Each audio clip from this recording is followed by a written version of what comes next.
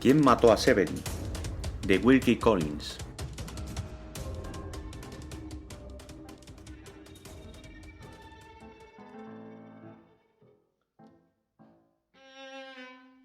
Unas palabras previas sobre mí mismo.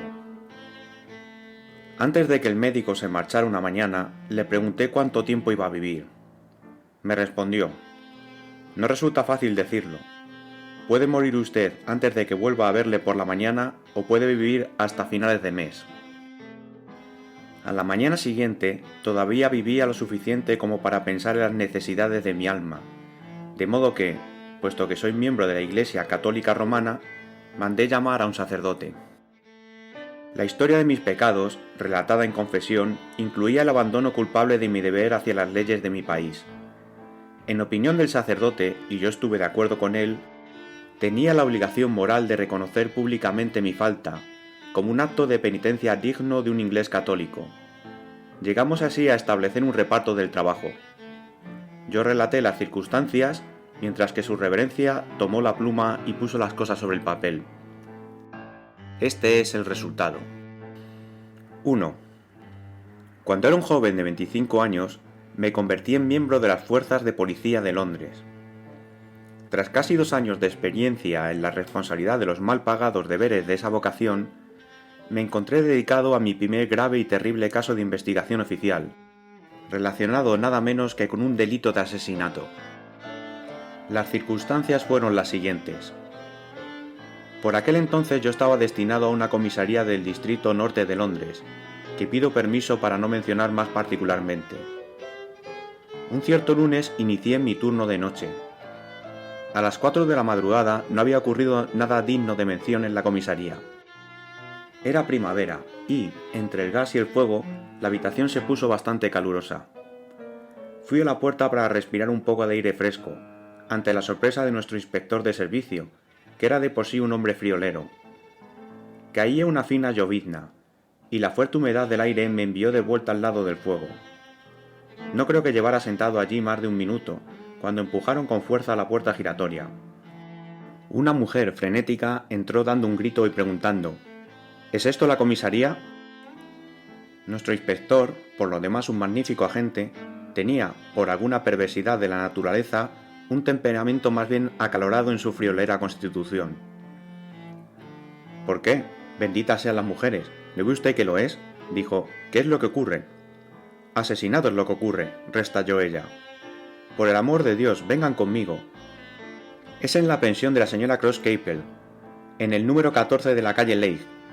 Una joven ha asesinado a su esposo por la noche, con un cuchillo, señor. Dice que cree que lo hizo dormida. Confieso que aquello me sobresaltó. Y el tercer hombre de servicio, un sargento, pareció sentir lo mismo también. La mujer era hermosa, incluso en su aterrada expresión, recién salida de la cama con las ropas desarregladas. Por aquellos días me gustaban las mujeres altas, y ella era, como dicen, de mi estilo. Adelanté una silla para que se sentara, y el sargento removió el fuego. En cuanto al inspector, nada le alteraba. La interrogó tan fríamente como si se tratara de un insignificante caso de robo. ¿Ha visto usted al hombre asesinado?, preguntó. No, señor. ¿O la esposa? No, señor. No me atreví a ir a la habitación, solo lo oí. Oh, ¿y quién es usted? ¿Es una de las clientas de la pensión? No, señor, soy la cocinera. ¿El dueño no está en la casa? Sí, señor. Está tan asustado que no da pie con bola. Y la doncella ha ido en busca del médico. Todo recae en los pobres empleados, por supuesto. Oh, ¿por qué pondría el pie en esa horrible casa? La mujer estalló en lágrimas y se estremeció de pies a cabeza. El inspector tomó nota de sus afirmaciones, luego le pidió que las leyera y firmara con su nombre. El objetivo de todo aquello era permitirle acercarse a ella lo suficiente como para tener la oportunidad de oler su aliento. Cuando la gente hace afirmaciones tan extraordinarias, me dijo más tarde, a veces te ahorra problemas comprobar que no están borrachos. También he conocido a algunos que están locos, pero no a menudo.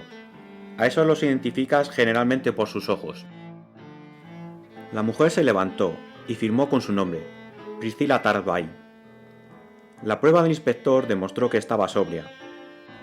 y sus ojos, de un hermoso color azul claro, cálidos y agradables, sin duda cuando no miraban con miedo, y ahora rojos por las lágrimas, le ratificaron, supuse, que no estaba loca. Me adjudicó el caso en primera instancia. Vi que no creía nada de aquello, ni siquiera entonces. Vaya con ella a la casa, me dijo.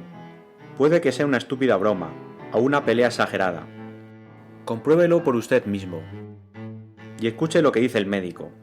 Si es serio, avise directamente aquí, y no deje entrar a nadie en el lugar o marcharse de él hasta que lleguemos. Espere, ¿sabe la fórmula para cualquier declaración voluntaria? Sí, señor. Tengo que advertir a la persona que cualquier cosa que diga será registrada y puede ser empleada en su contra. Muy bien. Uno de estos días van a nombrarle inspector. Ahora, señorita... Y con eso dejó a la mujer a mi cuidado. La calle Leigh no estaba muy lejos, unos 20 minutos a pie desde la comisaría. Confieso que pensé que el inspector había sido más bien duro con Priscila. Ella estaba, por supuesto, furiosa con él. ¿Qué ha querido dar a entender?, exclamó cuando ha hablado de una broma. Me gustaría que estuviera tan asustado como lo estoy yo. Esta es la primera vez que sirvo en una casa, señor, y no creo haber hallado un lugar respetable. Le hablé muy poco por el camino, debido en buena parte a que, la verdad sea dicha, me sentía más bien ansioso por la tarea que me habían encomendado. Cuando alcancé la casa, abrieron la puerta desde dentro antes de que pudiera llamar. Salió un caballero, que resultó ser el médico. Se detuvo apenas me vio. Debe ir con cuidado, policía, me dijo. Hallé al hombre tendido de espaldas en la cama, muerto, con el cuchillo que lo había matado clavado todavía en la herida. Al oír aquello sentí la necesidad de enviar aviso inmediatamente a la comisaría. ¿Dónde podía hallar un mensajero de confianza? Me tomé la libertad de pedirle al médico que repitiera a la policía lo que me había dicho a mí. La comisaría no estaba muy lejos de su camino de vuelta a casa. Aceptó amablemente atender mi petición. La patrona, la señora Crosscaple, se nos unió mientras aún hablábamos. Era una mujer todavía joven, que no se asustaba con facilidad, por lo que pude ver, ni siquiera por un asesinato en la casa. Su marido estaba en el pasillo tras ella. Parecía lo bastante viejo como para ser su padre, y temblaba tanto de terror que alguien hubiera podido tomarle por el culpable. Retiré la llave de la puerta de la calle después de cerrarla y le dije a la patrona: Nadie debe abandonar la casa o entrar en ella hasta que llegue el inspector. Debo examinar el lugar para ver si alguien ha forzado la entrada.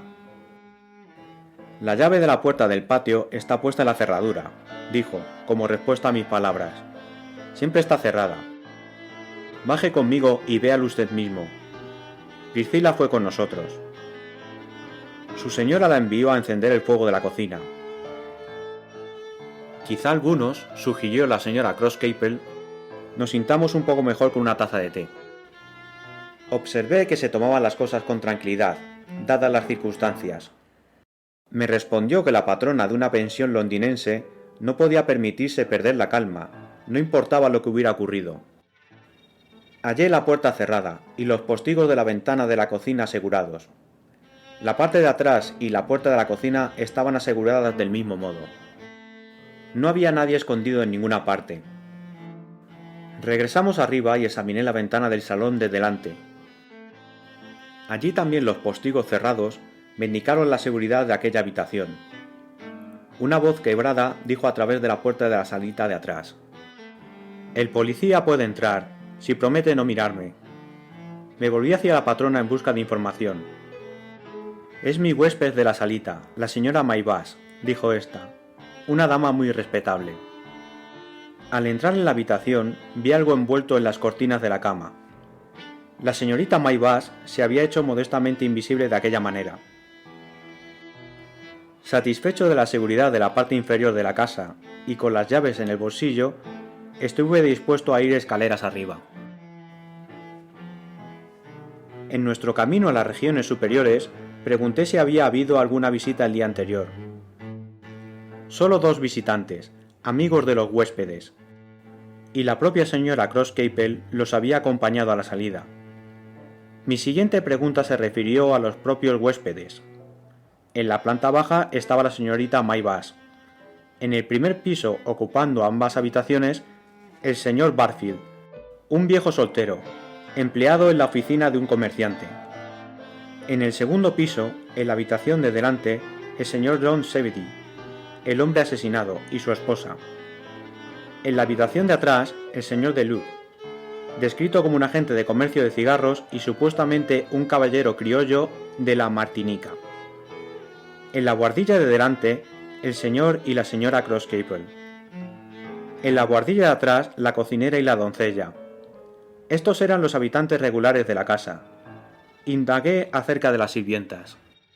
Ambas excelentes personas, dijo la patrona, o no estarían a mi servicio. Llegamos al segundo piso, y hallamos a la doncella de guardia ante la puerta de la habitación delantera. Físicamente no era una mujer tan agraciada como la cocinera, y estaba enormemente asustada, por supuesto. Su señora la había apostado allí para dar la alarma en caso de un arrebato por parte de la señora Zebedee, que permanecía encerrada en la habitación. Mi llegada alivió a la doncella de su responsabilidad. Corrió escaleras abajo a reunirse con su compañera de servicio en la cocina. Le pregunté a la señora Crosscaple cómo y cuándo se había dado la alarma del asesinato. Poco después de las 3 de la madrugada, dijo. Me despertaron los gritos de la señora Zebedee. La encontré ahí fuera, en el descansillo, y al señor Deluc, muy alarmado, intentando calmarla. Puesto que duerme en la habitación contigua, solo tuvo que abrir la puerta cuando los gritos de la mujer le despertaron. Mi querido John está muerto. Yo soy la miserable culpable. Lo asesiné cuando estaba dormida. Repetía estas palabras frenéticamente una y otra vez, hasta que cayó desmayada. El señor Deluc y yo la llevamos de vuelta al dormitorio. Ambos pensamos que la pobre mujer se había despertado de alguna pesadilla, pero cuando llegamos junto a la cama, no me pregunte lo que vimos. El doctor ya se lo ha contado. Durante un tiempo fui enfermera en un hospital, y por ello estoy acostumbrada a ver cosas horribles. Sin embargo, aquello me dejó helada y aturdida. En cuanto al señor Deluc, pensé que él iba a ser el siguiente en desmayarse. Tras oír aquello, pregunté si la señora Zebedee había dicho o hecho algo extraño desde que era huésped de la casa Crosscaple. «¿Piensa usted que está loca?», respondió la patrona. «Cualquiera lo pensaría, cuando una mujer se acusa a sí misma de asesinar a su marido estando dormida. Todo lo que puedo decir es que, hasta esta madrugada, nunca conocí una persona más tranquila, sensata y bien educada que la señora Zebedee. Estaban recién casados, entienda, y quería a su desafortunado esposo tanto como una mujer puede querer. Los hubiera llamado una pareja ideal, a su propio estilo.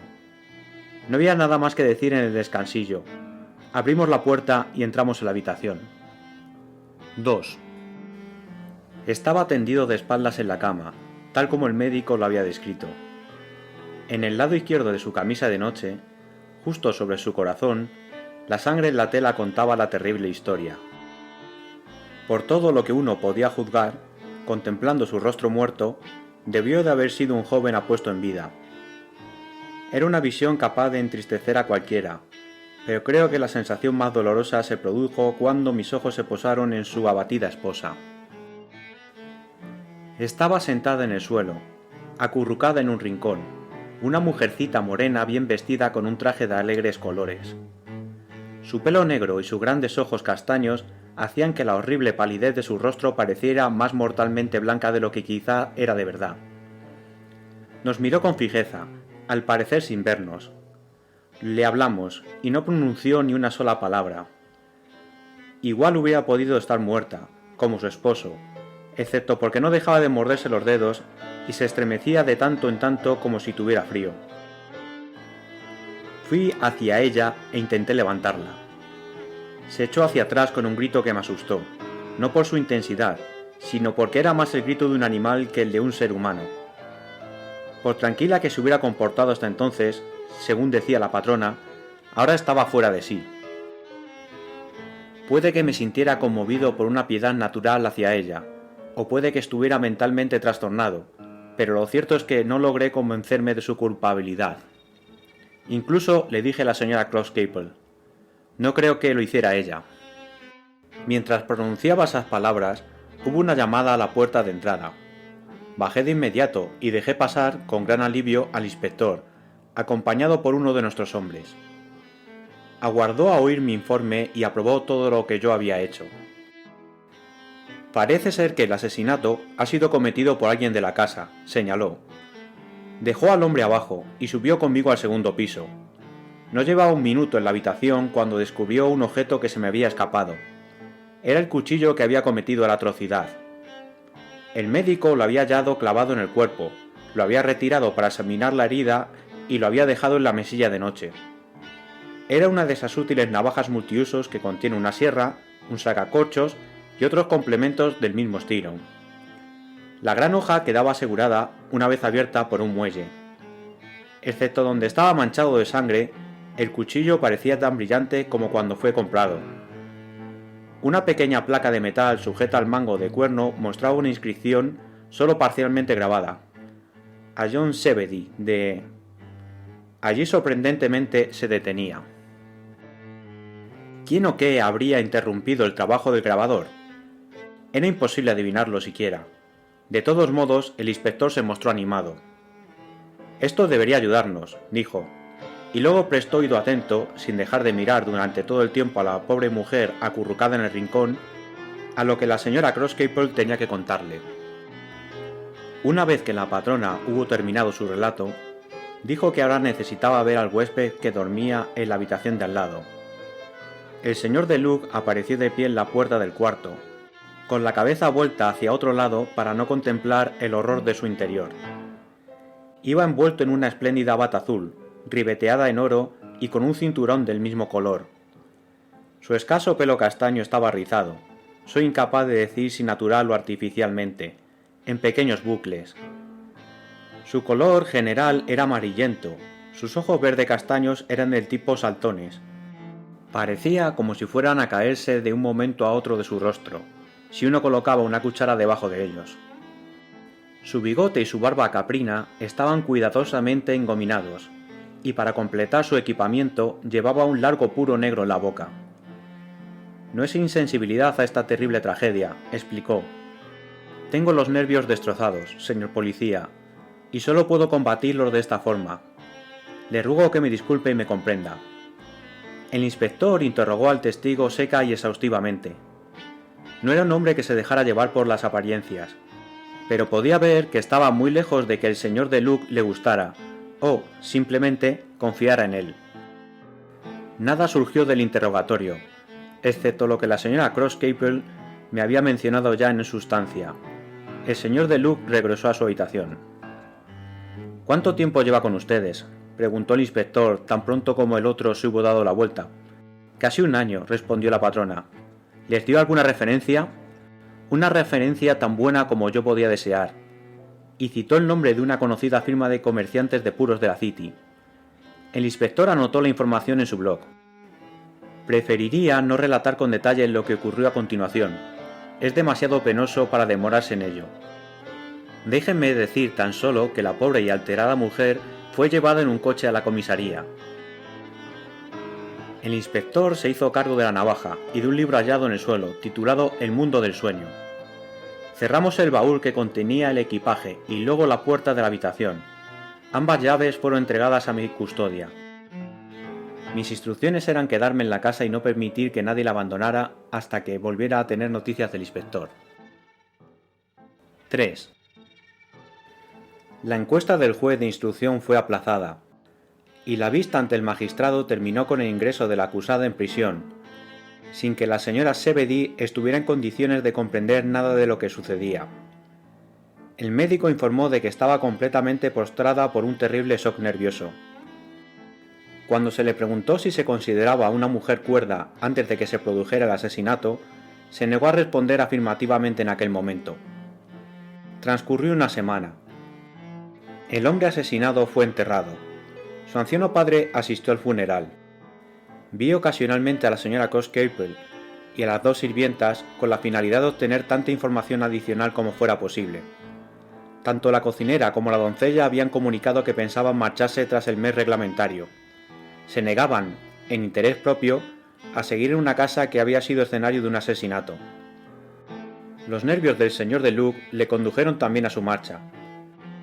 Su descanso se veía ahora alterado por terribles sueños. Pagó la penalización monetaria exigida y se fue sin más. El huésped del primer piso, el señor Barfield, conservó sus habitaciones, pero obtuvo un permiso en su empleo y se refugió con unos amigos en el campo. Solo la señorita Maybash siguió en su saloncito. Cuando estoy cómoda en un sitio, dijo la anciana dama, nadie me mueve de allí a mi edad. Un asesinato un par de pisos más arriba es casi lo mismo que un asesinato en la calle de al lado. La distancia, ¿sabe?, es lo que marca toda la diferencia.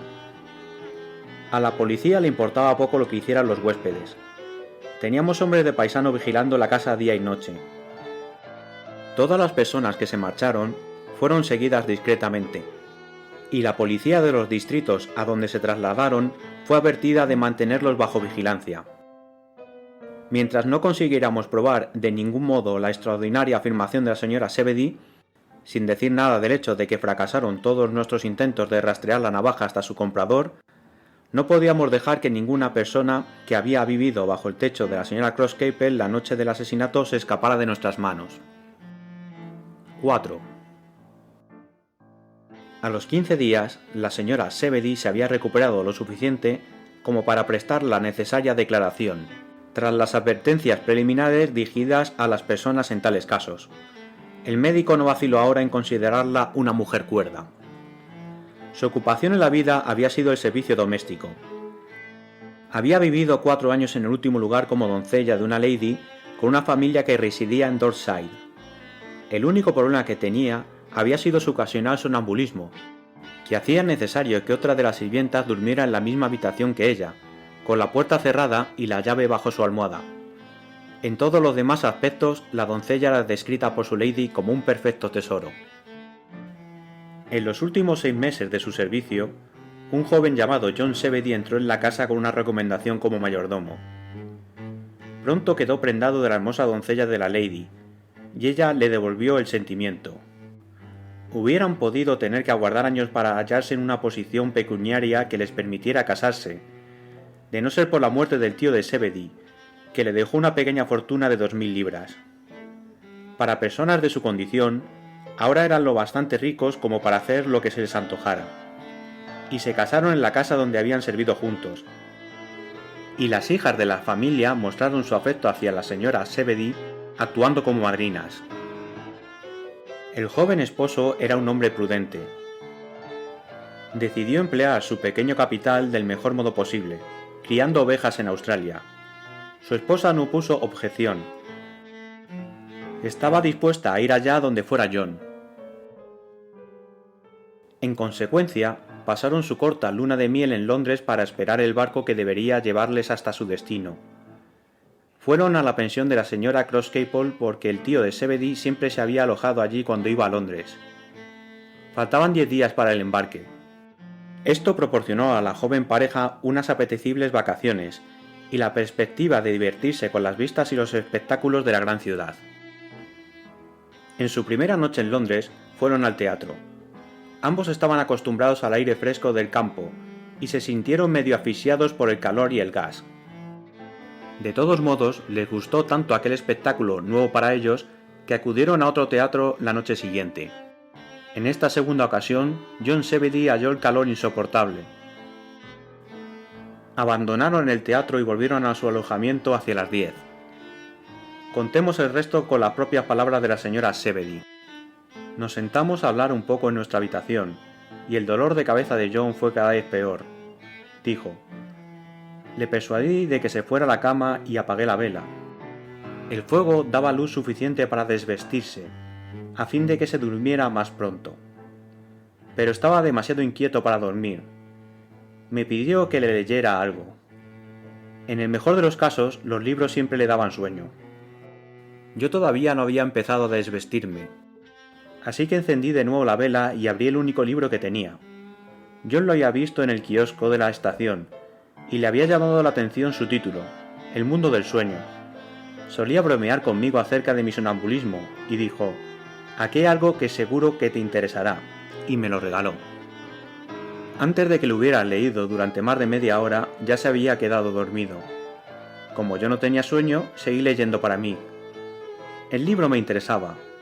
En él se contaba una terrible historia que quedó grabada en mi mente, la de un hombre que apuñaló a su mujer en un sueño sonámbulo. Después de leer aquello, pensé en dejarlo, pero luego cambié de opinión y seguí leyendo. Los siguientes capítulos no eran tan interesantes. Estaban llenos de informes eruditos de por qué caemos dormidos, y qué hacen nuestros cerebros en tal estado y cosas así. Terminé durmiéndome yo también en mi sillón junto al fuego. No sé qué hora era cuando me dormí. No sé cuánto tiempo lo hice, o si soñé o no. La vela y el fuego se habían apagado, y la oscuridad era completa cuando desperté. Ni siquiera puedo decir por qué me desperté, a menos que fuera a causa de la frialdad de la habitación. Había una vela de repuesto en la repisa de la chimenea. Encontré la caja de cerillas y encendí una. Entonces, por primera vez, me volví hacia la cama y vio el cadáver de su esposo, asesinado mientras ella permanecía sin saberlo a su lado, y mientras lo contaba se desvaneció, pobre criatura, ante su solo recuerdo. La vista fue aplazada.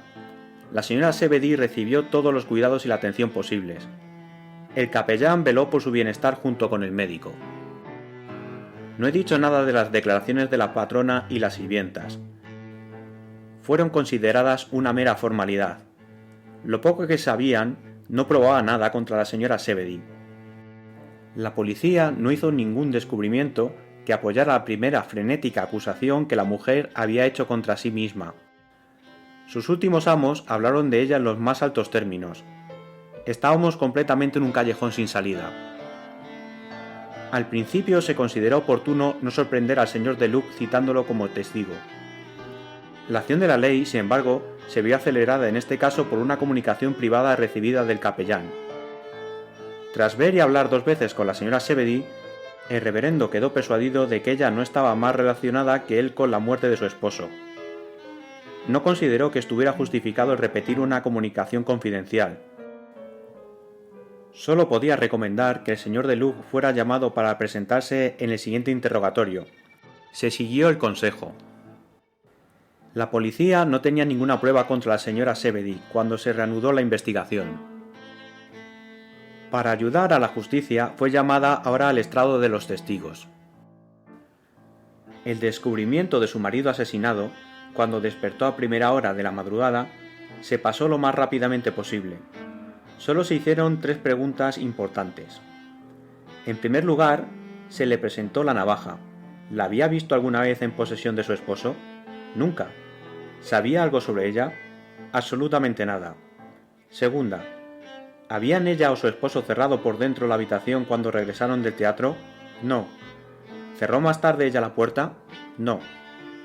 Tercera, ¿había alguna razón en especial para hacerle suponer que era ella quien había asesinado a su esposo en un sueño sonámbulo? Ninguna razón, excepto que estaba fuera de sí en aquel momento, y que el libro puso el pensamiento en su cabeza. Después de esto, se hizo salir a los demás testigos de la sala. Apareció entonces el motivo de la comunicación del capellán. Se le preguntó a la señora Zebedee si había ocurrido algo desagradable entre el señor de Luc y ella. Sí.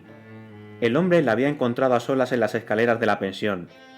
Había intentado insinuarse, y el insulto había llegado todavía más lejos cuando intentó besarla. Ella le abofeteó en pleno rostro, y afirmó que su esposo se enteraría de aquello si intentaba repetirlo. Él se enfureció porque la abofeteara, y le dijo: «Señora, lamentará usted esto». Tras una consulta y a petición del inspector, se decidió mantener por el momento al señor de Luc en la ignorancia de la declaración de la señora Zebedee. Cuando fueron llamados de vuelta los testigos, el hombre declaró lo mismo que había declarado ya al inspector, y entonces se le preguntó si sabía algo de la navaja. Contempló la navaja sin el menor signo de culpabilidad en su rostro, y juró no haberla visto nunca antes de aquel momento. La sesión terminó sin que se hubiera averiguado nada significativo.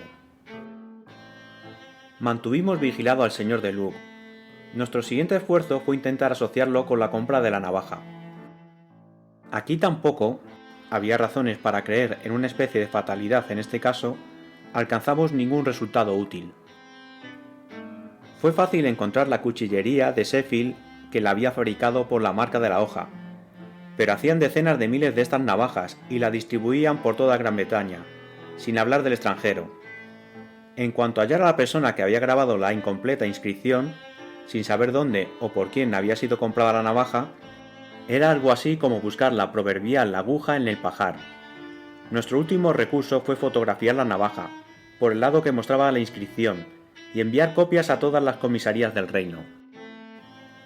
Al mismo tiempo, investigamos al señor de Lug. Quiero decir que investigamos su vida pasada, con la esperanza de que él y el hombre asesinado se hubieran conocido antes y pudieran haberse peleado, o existiera alguna rivalidad respecto a una mujer en alguna ocasión anterior. No descubrimos nada. Averiguamos que de Lug había llevado una vida disipada y que se había mezclado con muy malas compañías, pero se había mantenido fuera del alcance de la ley. Un hombre puede ser un vagabundo libertino, puede insultar a una dama, puede decirle cosas amenazadoras en medio del escozor de la primera bofetada, pero de estos rasgos de su carácter no puede deducirse que haya asesinado a su esposo por la noche.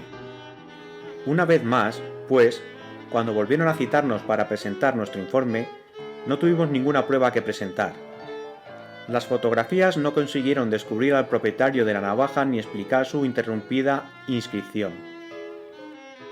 La pobre señora Zebedee recibió permiso para volver con sus amigos, bajo el compromiso de presentarse de nuevo si era llamada.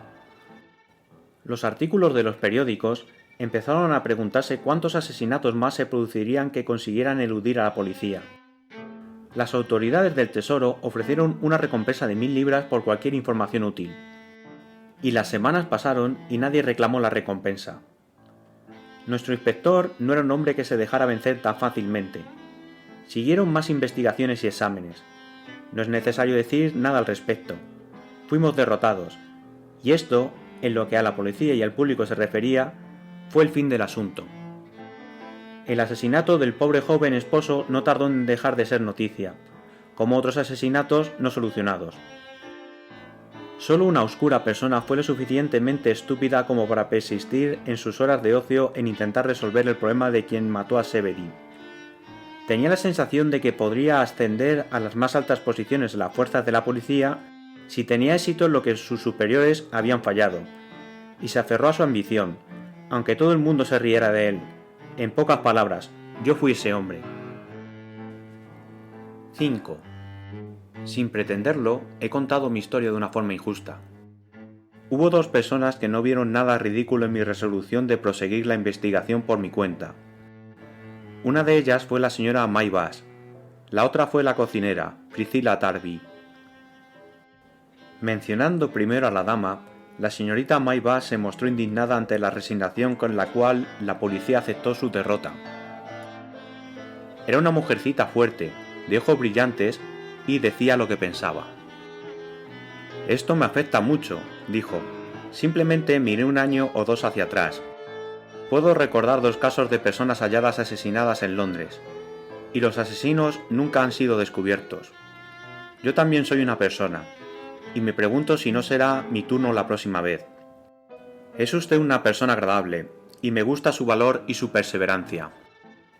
Venga tan a menudo como considere necesario, y diga que viene a visitarme si le ponen alguna dificultad para dejarle entrar. Una cosa más, no tengo nada en particular que hacer, y no soy estúpida.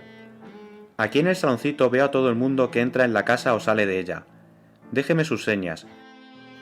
Es posible que pueda facilitarle alguna información». Con sus mejores intenciones, la señorita May Bass no halló ninguna oportunidad de ayudarme. De las 2, Priscilla Tarby parecía la que más tenía probabilidades de serme de utilidad.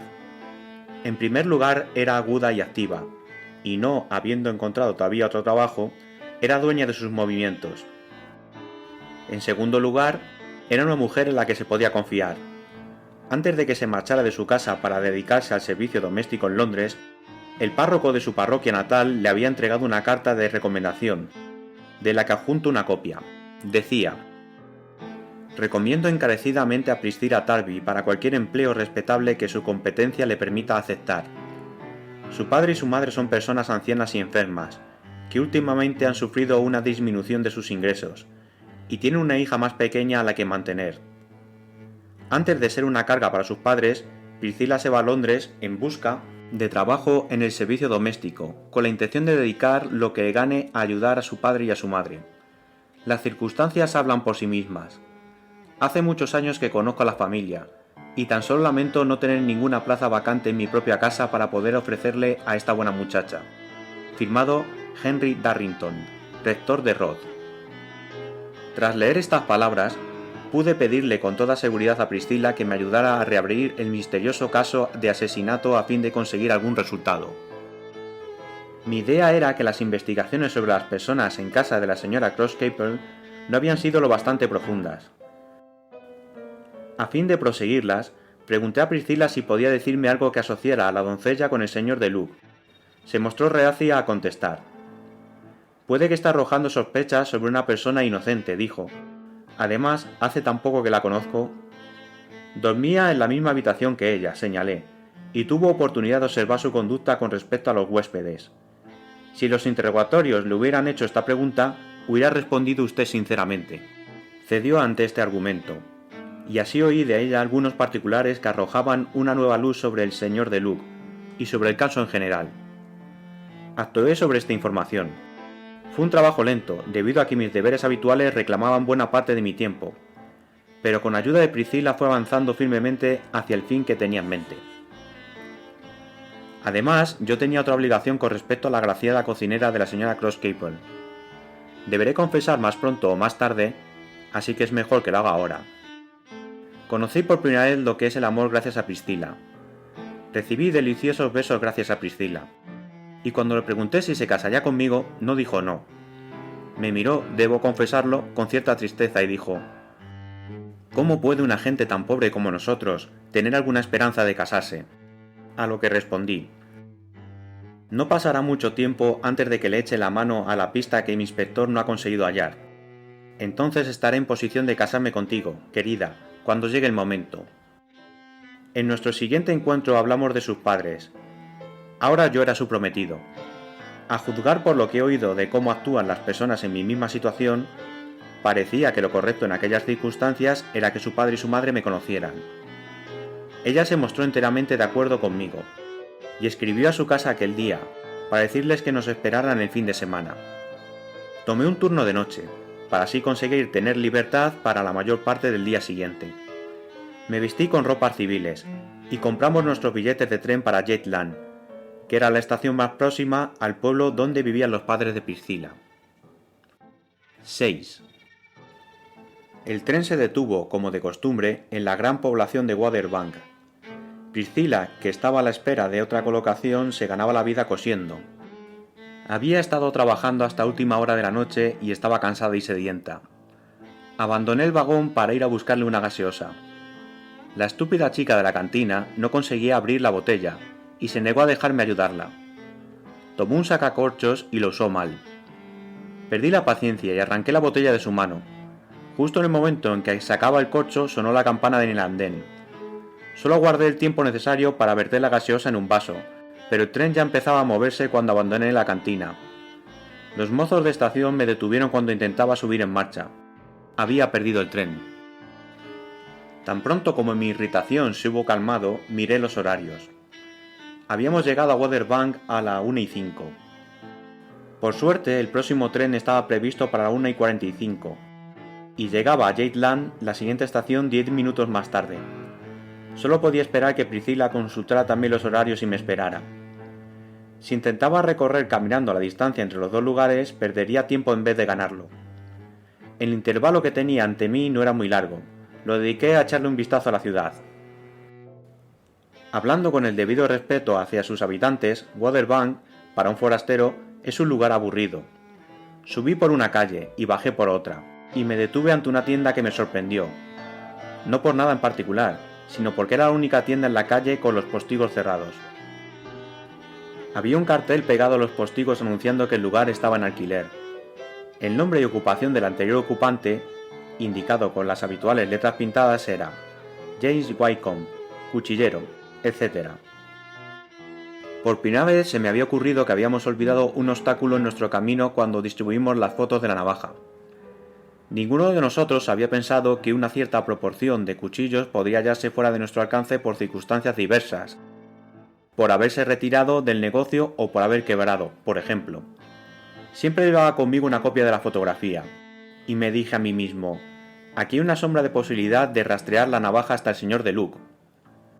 Después de llamar al timbre un par de veces, un viejo muy desaseado y muy sordo me abrió la puerta de la tienda. «Será mejor que suba usted la escalera y hable con el señor Scorrier, en el piso de arriba», dijo. Apoyé los labios en la trompetilla del viejo y le pregunté quién era el señor Scorrier. «El cuñado del señor Wycombe. El señor Wycombe murió. Si desea usted comprar el negocio, diríjase al señor Scorrier». Tras esta respuesta subí la escalera y encontré al señor Scorrier enfrascado en grabar una placa de latón para una puerta. Era un hombre de mediana edad, de rostro cadavérico y ojos apagados. Tras las necesarias disculpas, extraje mi fotografía. «¿Puedo preguntarle, señor, si sabe algo de la inscripción de esta navaja?», inquirí. Tomó su lupa para examinar la foto. «Es curioso», observó en voz baja. «Recuerdo ese extraño nombre, Zebedee. Sí, señor, yo grabé esto, tal y como está ahora. Me pregunto qué me impidió terminarlo».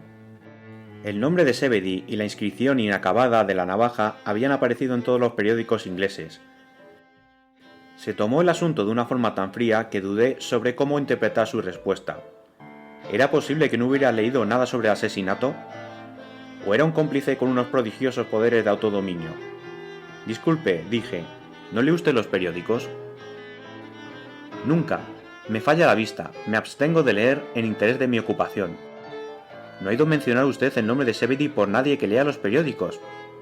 «Es probable que lo haya oído, pero no le habré prestado atención. Cuando termino mi trabajo voy a dar un paseo. Luego ceno, tomo un ponche y fumo una pipa. Luego me voy a dormir. Supongo que pensará usted que es una existencia muy aburrida. Llevé una vida miserable, señor, cuando era joven. Vivir tranquilo y descansar un poco antes de reposar definitivamente en la tumba. Es todo lo que pido. El mundo dejó de existir para mí hace mucho tiempo. Tanto mejor». El pobre hombre hablaba sinceramente. Me sentía avergonzado de haber dudado de él. Volví al tema de la navaja. «¿No sabe usted dónde fue comprada y por quién?», pregunté. «Mi memoria no es tan buena como antes», murmuró, «pero tengo algo que pueda ayudar». Extrajo de una alacena un viejo y sucio libro de recortes. Por lo que pude ver, en sus páginas había pegadas tiras de papel con cosas escritas. Fue a un índice, o tabla de contenidos, y abrí una página. Algo parecido a un destello de vida iluminó su apagado rostro. «Ah, ahora recuerdo», dijo. «El cuchillo fue comprado en la tienda de abajo de mi difunto cuñado. Ahora lo recuerdo todo, señor. Una persona en un estado muy agitado entró en este mismo cuarto, y me arrancó el cuchillo de las manos cuando estaba solo a medio grabar la inscripción. Sentí que estaba muy cerca de un descubrimiento». «¿Puedo ver qué es lo que ha ayudado a recordar?», pregunté. «Oh sí, ¿sabe, señor?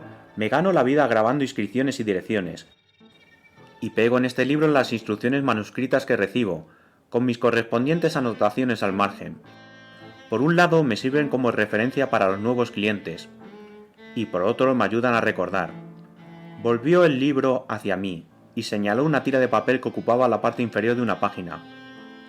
Leí la inscripción completa que hubiera debido figurar en la navaja que había matado a Zebedee. A John Zebedee, de Priscilla Tarby. 7. Declaro que me resulta imposible describir lo que sentí cuando el nombre de Priscilla apareció ante mis ojos como una confesión escrita de culpabilidad. Ignoro cuánto tiempo transcurrió antes de que me recobrara lo suficiente. Lo único que puedo decir con claridad es que asusté al pobre grabador. Mi primer deseo fue tomar posesión de la inscripción manuscrita. Le dije que era policía y que debía ayudarme en el esclarecimiento de un crimen. Incluso le ofrecí dinero. Apartó mi mano. «Puede llevárselo a cambio de nada», dijo. «Con solo que se vaya de aquí no vuelva nunca». Intentó arrancar la página, pero sus temblorosas manos se lo impidieron. La arranqué yo mismo e intenté darle las gracias. No me oyó. «Márchese», exclamó. «No me gusta su aspecto».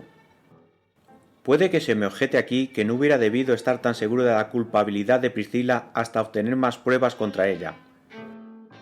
La navaja podía haberle sido robada, suponiendo que hubiera sido ella la persona que la había arrebatado de las manos del grabador.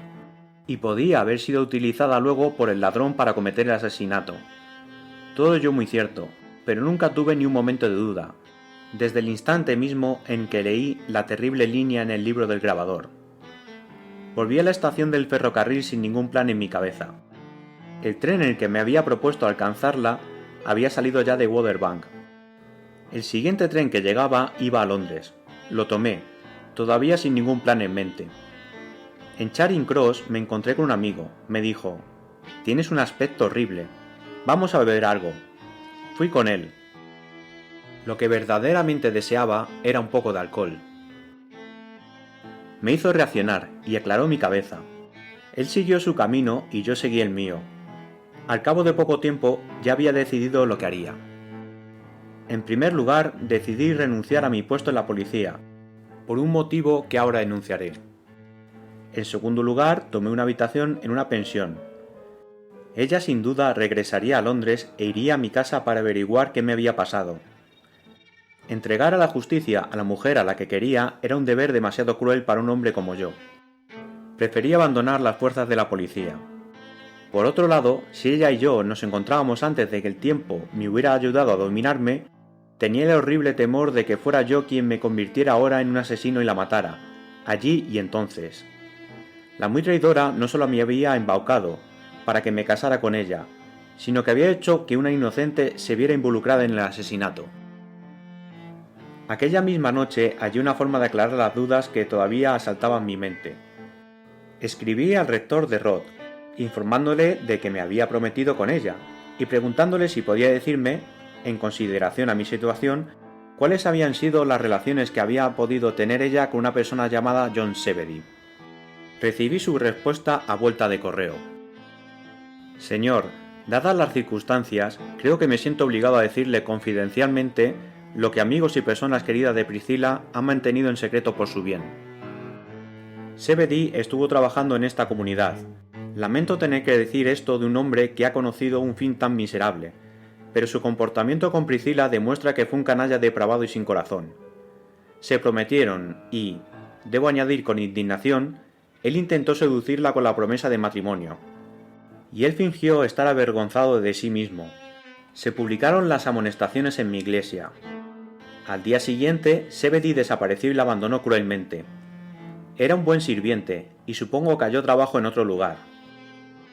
Dejo que imagine usted lo que la pobre muchacha sufrió bajo el ultraje infligido. Fue a Londres con mi recomendación, respondió al primer anuncio que vio y fue lo bastante desafortunada como para iniciar su carrera en el servicio doméstico en la misma pensión en la cual, como he deducido por la noticia de su asesinato en los periódicos, aquel hombre, Zebedee, llevó a la persona con quien se había casado tras abandonar a Priscilla. Puede usted estar seguro de que se unirá usted a una excelente muchacha y acepte mis mejores deseos de felicidad. De esto se deducía claramente que ni el rector ni los padres y amigos sabían nada de la compra de la navaja. El único desgraciado que sabía la verdad era el hombre que le había pedido que fuera su esposa. Me debía a mí mismo, o al menos esto me parecía, no dar motivos para pensar que yo también la había abandonado mezquinamente. Por terrible que fuera la perspectiva, comprendí que debía verla de inmediato y por última vez. Estaba trabajando cuando entré en su habitación. Al abrir la puerta saltó bruscamente en pie. Sus mejillas se enrojecieron y sus ojos llamearon con furia. Di un paso, y ella vio mi rostro. Esto le hizo guardar silencio. Hablé con el menor número de palabras que pude encontrar. Estuve en la cuchillería de Waterbank, dije. Allí está la inscripción inacabada de la navaja, completada con tu letra. Una palabra mía podría hacer que te colgaran. Dios me perdone, no puedo decir esa palabra. Su rostro adquirió un terrible color de arcilla. Sus ojos se clavaron fijamente en mí, como los ojos de una persona que sufre un ataque. Permaneció allí de pie, inmóvil y en silencio. Sin decir nada más, dejé caer la inscripción al suelo. Sin decir nada más, me fui. No volví a verla nunca. 8. Pero supe de ella unos pocos días más tarde. Quemé la carta hace mucho tiempo. Desearía haber podido olvidarla también. Sigue grabada en mi memoria. Me muero con todas mis facultades mentales intactas, La carta de Priscila será mi último recuerdo sobre la tierra. En sustancia repetía lo que el rector ya me había dicho. Además, me informaba de que había comprado la navaja como un regalo a Zebedee, en lugar de una navaja similar que él le había pedido. La compró el sábado y la dejó para que la grabasen. El domingo se publicaron las amonestaciones. El lunes él la había abandonado, y ella arrebató la navaja de la mesa del grabador mientras éste todavía trabajaba en ella. Solo sabía que Zebedee estaba añadiendo nueva leña al insulto que le había infligido cuando se presentó en la pensión con su esposa. Sus deberes como cocinera la mantenían en la cocina, y Zebedee nunca descubrió que ella estaba en la casa. Todavía recuerdo las últimas líneas de su confesión. El diablo entró en mí cuando probé su puerta, en mi camino a mi habitación, y descubrí que no estaba cerrada. Los vi a la mortecina luz de una vela, y escuché un poco y miré en su interior. El uno durmiendo en la cama, la otra durmiendo junto a la chimenea. Tenía la navaja en la mano y se me ocurrió hacerlo de tal modo que la colgaran a ella por el asesinato. No pude sacar de nuevo la navaja cuando lo hube hecho. Imagínate, te amaba realmente. No te dije sí porque pensara que difícilmente podías enviar a la horca a tu propia esposa si alguna vez descubrías quién mató a Zebedee. Desde entonces jamás he vuelto a saber de Priscilla Talby. No sé si vive o ha muerto. Mucha gente puede pensar que soy yo quien merece ser colgado por no haberla llevado a la horca. Puede que quizás se sientan decepcionados cuando lean esta confesión y sepan que he muerto decentemente en mi cama. No les culpo. Soy un pecador arrepentido. Adiós para siempre a todos los buenos cristianos piadosos.